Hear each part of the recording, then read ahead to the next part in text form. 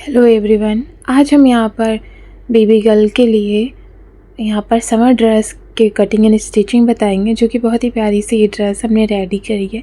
ये जो dress ready करी है ये 2 ईयर बेबी के लिए है, और अगर आपका साइज़ थोड़ा सा कम ज़्यादा करना चाहें तो वो भी आप कर सकते हैं। और बस आपको इसी तरह से इस ड्रेस को बनाना होगा। तो जो हमने इस ड्रेस को बनाने के लिए फैब्रिक लिया है वो हमने यहाँ पर कॉटन फैब्रिक यूज़ किया है, और हमने यहाँ पर फुल पैजामा बनाया है, और हमने यहाँ पर ऊपर फ्रॉक बनाई है। तो आप जो डिज़ाइन देख रहे हैं सेम इसी पैटर्न में हम यहाँ पर इसको रेडी करेंगे। ड्रेस को रेडी करने के लिए हमने यहाँ पर 1 मीटर फैब्रिक लिया है। अगर आप ये थोड़ा सा बड़ा साइज़ बनाना चाहते हैं तो आप 1.5 मीटर फैब्रिक भी ले सकते हैं, और थोड़ा थोड़ा सा साइज़ में आप बढ़ा लेंगे तो हो जाएगा। सबसे पहले हम यहाँ पर कटिंग करेंगे टॉप वाले पार्ट की। तो हमने यहाँ पर टॉप वाले पार्ट के लिए फैब्रिक को इस तरह से कट कर लिया है, और हम यहाँ पर फ्रंट में ओपन रखेंगे तो वहाँ पे बटन लगाएंगे। तो हमें करीबन यहाँ पर 1 इंच जो हमारा फैब्रिक का ओपन वाला पार्ट होगा उसको हम एक्स्ट्रा लेंगे, और 1 साइड से यहाँ पर हम आर्म होल्स की कटिंग करेंगे।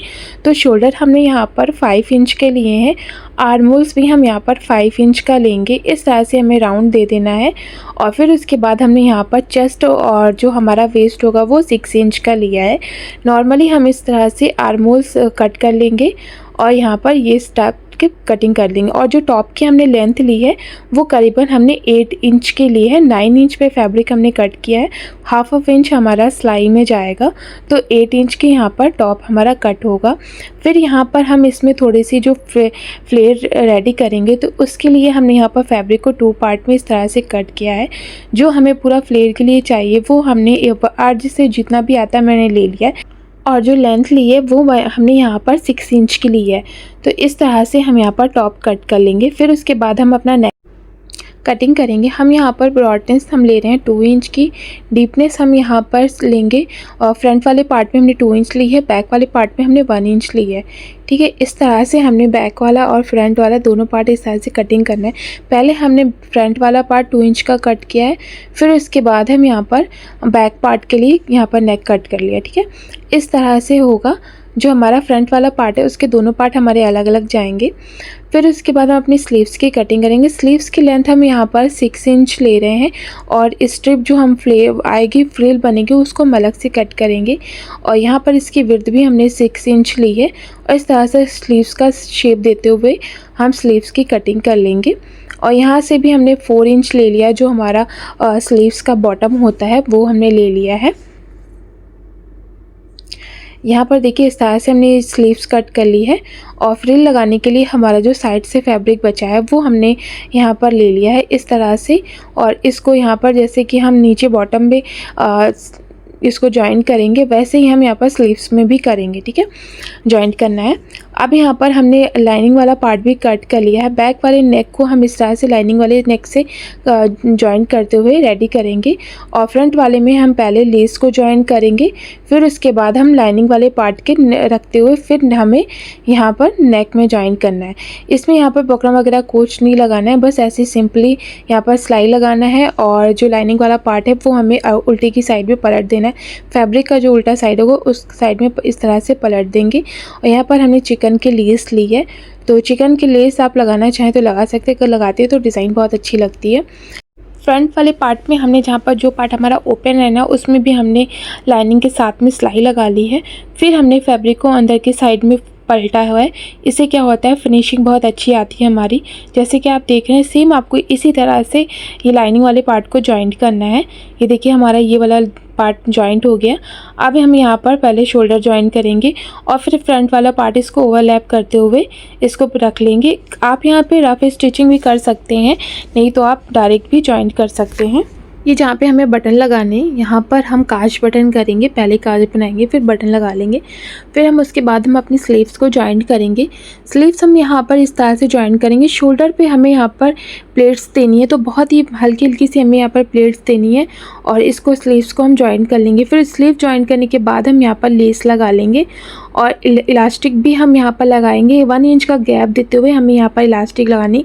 इस तरह से कुछ स्लीव्स का शेप आ जाएगा। बहुत ही प्यारे ये पफ वाली स्लीव्स लग रही हैं। फिर उसके बाद हम यहाँ पर अपनी फ्लेयर को रेडी करेंगे। जो हमने टॉप के बाद जो हमें फ्लेयर लगाना है प्लिट्स देते हुए इस तरह से अलग अलग पार्ट में, फ्रंट और बैक वाले पार्ट में हम इसको जॉइंट कर लेंगे। यहाँ पर देखिए इस तरह से जॉइंट कर लेना है।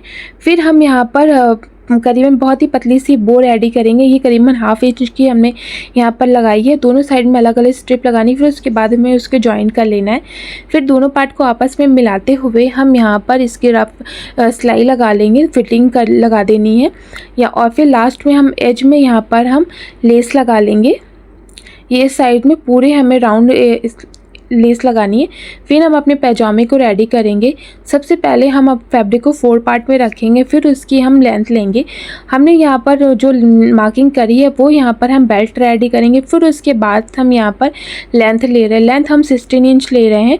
16 इंच की हमने यहाँ पर लेंथ ले ली है और जो फैब्रिक को हमने ये फोल्ड किया है वो करीबन हमने यहाँ पर 9 इंच का हमने यहाँ पर फैब्रिक फोल्ड किया है। फिर यहाँ पर हम अपना क्रॉच वाला पार्ट लेंगे। क्रॉच हम यहाँ पर 8 इंच ले रहे हैं। 8 इंच पे हमें यहाँ पर मार्क करना है। फिर अंदर की साइड को हम यहाँ पर 1 इंच पे मार्क करेंगे, जहाँ पे हमें राउंड शेप देना होता है। इस तरह से हम ये शेप दे देंगे। ये हमारा क्रॉच वाला पार्ट हो गया। फिर उसके बाद हम जितना भी हमें बॉटम रखना है, उसकी गुलाई रखनी, वो हमने ले ली। हमने 6 इंच इसकी गुलाई ली है। फिर इस तरह से शेप देते हुए इस बॉटम की हम यहाँ पर कटिंग कर लेंगे। ये पार्ट हमने यहाँ पर कटिंग कर लिया। फिर अब दोनों पार्ट को हमें किस तरह से सिलाई लगानी, इस तरह से ओपन करेंगे। फिर हम सबसे पहले क्रॉच वाले पार्ट में यहाँ पर सिलाई लगा लेंगे। फिर यहाँ पर बॉटम पे भी हमने यहाँ पर लेस लगाई है। इस तरह से लेस लगा लेनी। फिर दोनों पार्ट को इस तरह से अलग अलग करेंगे। दोनों पाँचे हमारे अलग अलग हो जाएंगे। फिर यहाँ पर हमें दोनों पाँचों में इस तरह से सिलाई लगा लेनी है।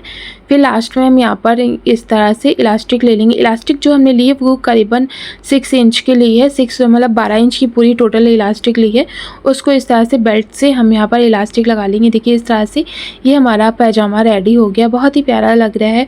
बेबी की ड्रेस बहुत ही प्यारी लग रही है।